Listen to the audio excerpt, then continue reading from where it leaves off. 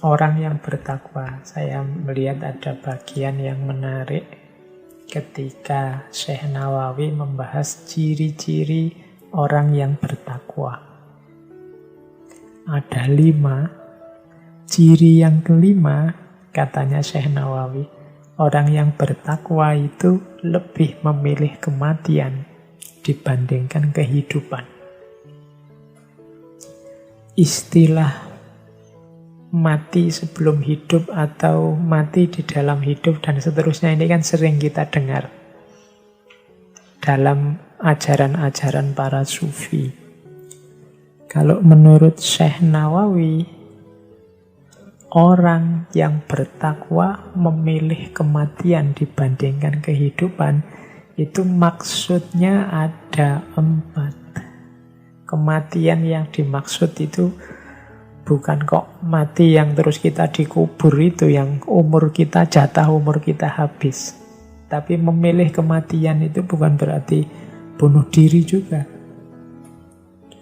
Jangan-jangan teman-teman mengartikannya, wah milih kematian berarti tidak mau kerja, milih kematian berarti bunuh diri, Pak. Tidak.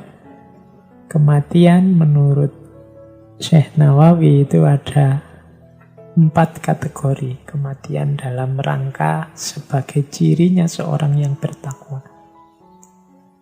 Yang ini pakai simbol-simbol warna. Ada mautun ahmar. Mautun ahmar itu kematian merah.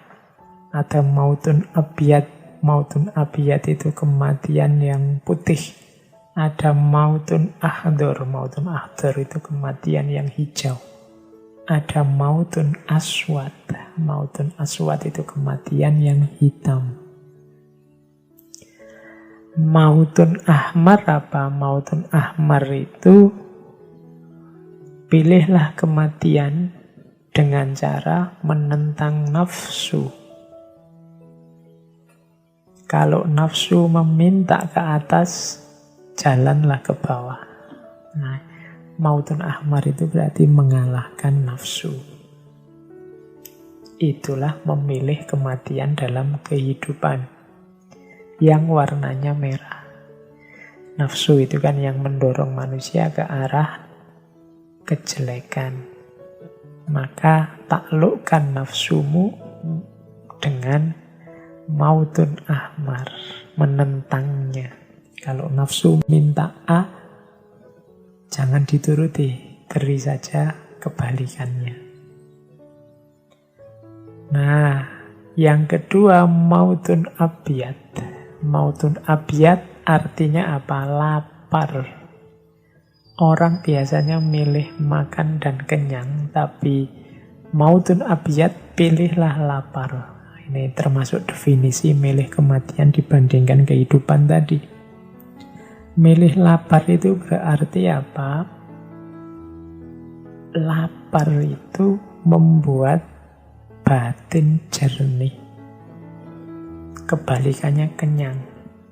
Kalau kenyang membuat orang terlena, kurang daya untuk melakukan kebaikan. Tapi orang yang lapar, batinnya dan hatinya jernih dan bercahaya. Maka seorang sufi lebih memilih lapar. Yang ketiga, mautun ahdor. Maut yang hijau. Kalau ini kesederhanaan. Simbolnya pakaian. Jadi tidak bermewahan dalam berpakaian. Itu mautun ahdor. Tadi yang mautun abiyat lapar, kalau mautun ahdor ini sederhana. Dan yang terakhir mautun aswad. Mautun aswad itu tidak merasakan penderitaan yang datangnya dari makhluk karena dia hanya ingat Allah saja. Mautun aswad ini berarti apa? Hidup yang diwarnai oleh Allah saja. Dunia sudah tidak penting lagi, segala penderitaan, segala kesulitan yang itu duniawi tidak membuatnya gentar. Orang semacam ini tergolong orang yang bertakwa karena memilih kematian dibandingkan kehidupan. memilih Allah dibandingkan dunia. Yang dia ingat hanya Allah saja. Segala penderitaan dunia tidak penting lagi. Ini seperti munajatnya Kanjeng Nabi setelah dikejar-kejar, dilempari batu berdarah-darah di Taif, yang kemudian Nabi bersabda, in lam takun wadiban alayya ya Allah fala ubali, asal engkau tidak marah padaku wahai Allah, aku tidak peduli. Jadi yang diingat hanya Allah saja. Nah, ini bagian ini bisa dilihat di Nasoihul Ibad. Di Nasoihul Ibad juga saya bawa ada tentang salah satu hadis Nabi yang mungkin bisa jadi pelajaran buat kita. Diriwayatkan dari Nabi SAW, sesungguhnya beliau bersabda, barang siapa yang pada waktu pagi hari memasuki waktu subuh dalam keadaan mengadu kepada manusia tentang kesulitan hidupnya, maka seakan-akan ia telah mengadukan Tuhannya. Sesungguhnya pengaduan selayaknya hanya kepada Allah, karena pengaduan kesulitan hidup kepada Allah termasuk doa. Adapun mengadu kepada manusia menunjukkan tidak adanya ridho dengan pembagian Allah. Ini sabda Nabi yang mengingatkan kita, satu-satunya tempat kita mengadu dalam hidup itu ya Allah. Kalau kita mengadu ke manusia, itu menunjukkan sebenarnya kita tidak ridho kepada ketetapan Allah. Beda dengan kalau kita mengadu pada Allah. Kalau kita mengadu pada Allah, itu sebenarnya mirip seperti kalau kita berdoa meminta sesuatu kepada Allah. Jadi jangan mengadu pada manusia, karena hal itu membuktikan engkau sebenarnya sedang tidak ridho dengan pembagian dari Allah. Mengadulah pada Allah karena itu menunjukkan engkau sedang berdoa kepadanya. Ini nasihat dari Nasoihul Ibad. Silahkan nanti dicari bagian itu di Nasoihul Ibad. Nah, dari Nasoihul Ibad juga ada beberapa cerita. Mungkin teman-teman sudah capek malam ini mendengarkan saya ngomong tentang beliau, Imam Nawawi Al-Bantani. Kita akhiri sesi malam ini dengan beberapa cerita dari kitab Nasoihul Ibad. Cerita pertama saya bawa tentang Imam Ghazali. Ini ada pelajarannya. Jadi satu ketika ada orang bermimpi bertemu Imam Ghazali. Orang ini terus bertanya pada Imam Ghazali, wahai Imam, sampean dapat balasan apa? Apa yang Allah lakukan atas Anda? Ini karena Imam Ghazali ini kan manusia yang luar biasa, dapat gelar Hujjatul Islam, manfaat karyanya tidak henti-henti sampai sekarang, memberi manfaat pada orang lain. Menurut logika kita itu pasti beliau ini sudah mendapat tempat terbaik di sisi Allah. Terus makanya orang yang dalam mimpi bertemu beliau ini tanya seperti itu. Tapi Imam Ghazali menjawab, Allah menghadapkan aku kepadanya, lalu menanyakan padaku, dengan pahala apa aku menghadapnya? Lalu aku sebutkan berbagai amal perbuatanku yang baik. Dia berfirman, aku tidak menerima semua itu. Aku Aku hanya menerima satu amalmu pada suatu hari. Ketika itu ada seekor lalat yang hinggap di tinta kolammu untuk minum. Sedangkan saat itu engkau sedang menulis. Kemudian engkau berhenti menulis untuk memberi kesempatan lalat itu minum. Karena kasih sayangmu terhadapnya, aku mengasihimu. Kemudian Allah berfirman, bawalah hambaku ini ke surga. Cerita ini indah. Ada dua pesan utama menurut saya dari cerita di Nasoihul Ibad ini. Yang pertama, jangan menyombongkan amal. Jangan membanggakan kebaikan. Karena sebaik apapun, semulia, setinggi apapun amal baik kita, yang menerima atau menolak amal itu Allah. Allah yang lebih ngerti. Kadang-kadang kita menganggap satu amal ini sudah top, sudah baik, sudah luar biasa. Bisa saja Allah tidak menerima. Kalau dari cerita ini, Imam Ghazali dengan segudang prestasi, setinggi itu kemanfaatan untuk manusia, ternyata disebut satu-satu oleh Imam Ghazali, mungkin ini, mungkin ini. Allah malah berfirman, tidak ada satupun yang aku terima. Mungkin dengan bahasa yang lain, aku tidak tersentuh terhadap satupun amal yang engkau sebut. Tapi ketika ada seekor lalat hinggap di tinta, saat itu engkau sedang asik menulis, kemudian engkau hentikan aktivitasmu menunggu agar lalat ini sampai kenyang dan pergi.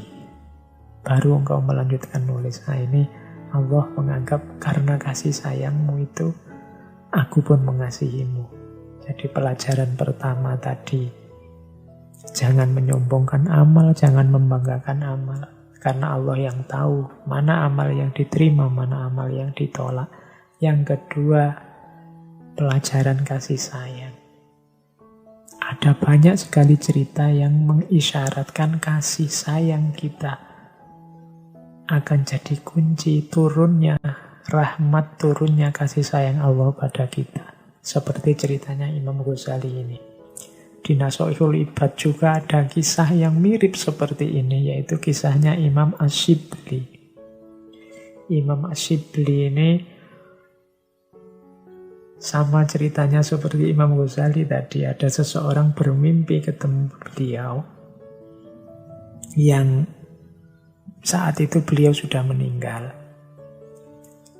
Imam Asyibli dalam obrolannya dengan orang yang memimpikan dia ini bercerita, Imam Asyibli cerita, setelah beliau meninggal, kemudian Allah menyapa, berfirman padaku, katanya Imam Asyibli, wahai Abu Bakar, sebab apa aku mengampunimu? Karena amal baikku, jawabnya Imam Asyibli. Imam Asyibli ini kan seorang ulama sufi, orang soleh yang tidak diragukan lagi manfaat dan kebaikannya. Jadi ketika Allah tanya, kira-kira aku akan mengampunimu karena sebab apa? Jawabnya Imam Asyibli, karena amal baikku. Tapi Allah menjawab, tidak, bukan karena itu. Kemudian Asyibli menyebut semua ibadahnya. Mungkin karena hajiku ya Allah, mungkin karena sholat malamku, mungkin karena puasaku, semuanya disebut. Tapi Allah jawabnya tetap tidak, bukan karena itu. Terus karena apa wahai Tuhanku? Sebab apa sih engkau mengampuniku? Kok tidak karena semuanya tadi? Ingatkah kamu, kata Allah, saat kamu berjalan di jalan kampung di daerah Baghdad, engkau dapati seekor anak kucing kecil.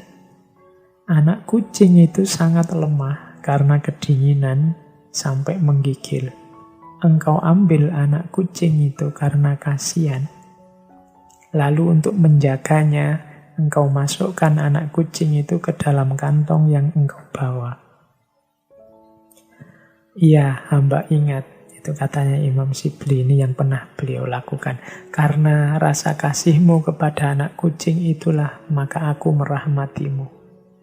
Kalau tadi Imam Ghazali kasih sayangnya pada lalat, Imam Ash-Shibli kasih sayangnya pada anak kucing. Ini pelajarannya sama. Cinta dan kasih sayang kita pada makhluknya Allah akan mengundang rahmat dan kasih sayangnya Allah kepada kita. Masih ada cerita yang saya bawa lagi, ini dari seorang sufi, di Nasha'ihul Ibad juga, tentang seorang sufi namanya Abu Ali Syakik bin Ibrahim al-Balkhi, atau orang sering menyebut nama beliau Syakik al-Balkhi. Syakik al-Balkhi ini putranya konglomerat, dia juga seorang bisnismen. Tapi suatu ketika beliau ini melihat seorang budak di zaman paceklik. Zaman paceklik itu berarti zaman susah, semua orang mengeluh. Tapi dia melihat seorang budak yang gembira, tidak ada sedih-sedihnya. Sedang krisis, sedang resesi ekonomi, semua orang gelisah galau. Dia melihat budak ini senang, main-main, gembira, tertawa-tertawa. Nah, Syakik ini yang juga sedang galau karena dia bisnisnya juga terancam. Terus tanya pada budak ini, kenapa engkau bisa tampak semangat gembira? Tidakkah engkau melihat keadaan orang-orang di musim paceklik seperti ini? Ini kan paceklik, kamu kok masih bisa tertawa-tertawa? Ini kan resesi, semua orang sumpek. Katanya budak itu, saya tidak perlu merasa susah dengan muslim paceklik ini. Karena Tuhan saya mempunyai ladang yang bebas untuk kami ambil apa saja yang kami butuhkan. Jawaban ini membuat Syakik kaget. Terus sadar, jika tuannya hanya memiliki ladang, sedangkan tuannya adalah juga makhluk yang miskin, dan budak itu tidak bingung masalah rezekinya karena bersandar pada tuannya. Maka bagaimana seorang muslim seperti aku memusingkan soal rezeki, sedang Tuhanku adalah Tuhan yang maha kaya. Jadi budak ini merasa gembira, tidak ada sedih-sedihnya meskipun resesi, karena dia percaya pada tuannya yang punya ladang, yang ladangnya bebas diambil kapan saja. Membuat Syakik al-Balkhi ini sadar, layo, dia hanya tuannya. Padahal tuan yang dia sandari ini hakikatnya juga miskin juga kalau dibandingkan tuanku, yaitu Tuhanku yang maha kaya. Bagaimana aku bisa sedih urusan bisnis macet, urusan resesi, urusan rezeki yang tidak lancar? Bukankah Tuhanku, Tuhan kita maha kaya? Kita bersandar pada Tuhan yang maha kaya, yang membebaskan kita mengambil apa saja yang kita butuhkan di muka bumi ini. Maka dari situ Syakik al-Balkhi terus sadar, terus meninggalkan semua hartanya, menempuh jalan sufi. Karena dia sekarang sadar sandarannya adalah Tuhan yang maha kaya. Tidak pantas lagi dia sedih, dia gelisah soal rezeki. Nah, itu cerita yang lain dari Nasha'ihul Ibad. Masih banyak sebenarnya cerita-cerita, tapi menurut saya silahkan bagi teman-teman yang tertarik, ya silahkan dikaji, ikutilah ngaji beliau-beliau, para ustadz, para alim, para ulama. Bahkan mungkin di banyak pesantren kitab ini masih dikaji. Silahkan diikuti Nasha'ihul Ibad yang ditulis oleh Syekh Nawawi Al-Bantani. Baik teman-teman, saya kira itu dulu ya. Sedikit pancingan-pancingan, sedikit kita tengok kitab-kitab karya-karya Syekh Nawawi Al-Bantani. Paling tidak malam hari ini kita tahu semacam itulah kira-kira beberapa gagasan tasawuf dari Syekh Nawawi Al-Bantani. Bagi yang tertarik dengan beliau ini, ya silahkan diperdalam. Beliau tidak cuma expert di bidang sufi, tasawuf, tapi juga punya banyak karya di bidang fikih, punya banyak karya di bidang hadis, di bidang akidah, dan lain sebagainya. Konon karya beliau jumlahnya bahkan sampai 115 judul kitab. Oh, itu lebih banyak jumlah kitab beliau, jumlah karya beliau kalau dibandingkan usia beliau sendiri. Jadi ini menunjukkan memang beliau orang yang dianugerahi oleh Allah kemampuan, dianugerahi oleh Allah dengan kepandaian, kecerdasan, sehingga mampu melahirkan banyak karya. Yang ini harusnya menginspirasi kita, membesarkan hati kita sebagai bangsa Indonesia, bahwa nenek moyang kita, kakek nenek kita dulu adalah orang-orang besar yang disegani, dihargai. Levelnya tidak cuma nasional, tidak cuma Nusantara, tapi juga internasional, diakui di mana-mana.